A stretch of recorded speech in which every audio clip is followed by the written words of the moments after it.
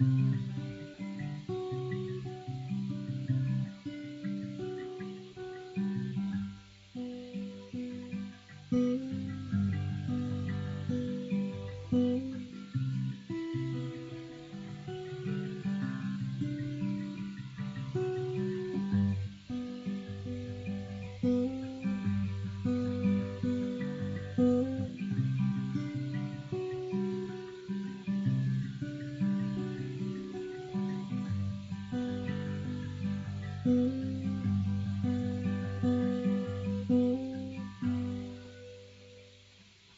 of Reason saw a dramatic spiritual renewal in Western Christianity.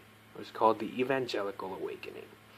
The Methodist revival in England not only explains the origin of the Methodist denomination, it also throws light in the movement we call evangelical Christianity. Most of the basic beliefs of evangelicals can be found in Puritanism: the sinfulness of man, the atoning death of Christ, and the unmerited grace of God. But Puritanism was more concerned with politics. It tried to create a holy commonwealth and a true biblical society in England and America. The evangelicals were not attached from politics, but their passion was the conversion of the lost. They were less concerned with the reform of churches and more intent upon the preaching of the gospel to all.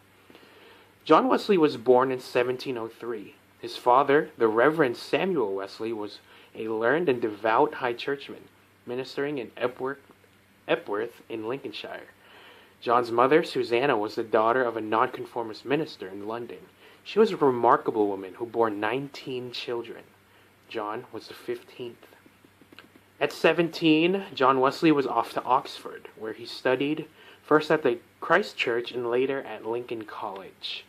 John's younger brother, Charles, actually started a group in Oxford that stressed prayer, Bible reading, and frequent attendance of the Holy Communion. John stepped in as leader. The little group soon attracted attention. It was called the Holy Club. Some call it Bible Moths or Methodist or the Reforming Club, and the Methodist label is the one that stuck. George Whitefield was actually 9 years younger than John Wesley, but he too joined the Holy Club. After Oxford, the Wesleys longed for some adventure, so they accepted an invitation to America.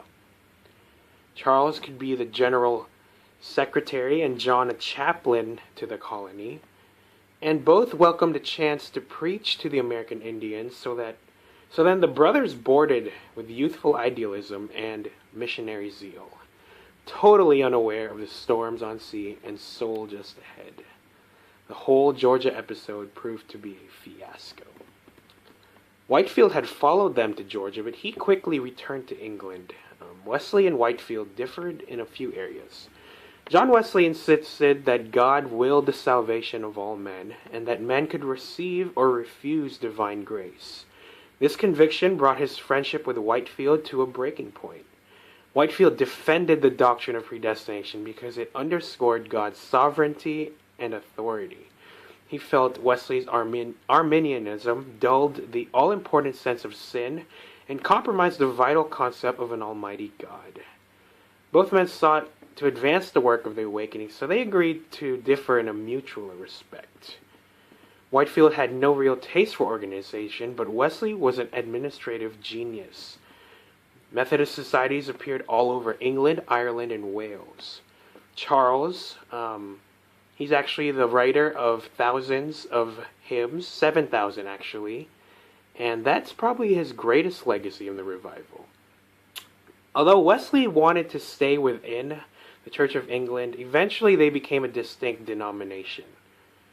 Wesley continued to preach until he died in 1791, almost 88 years old. When the burning brand finally went out, he left about 79,000 followers in England and 40,000 in North America.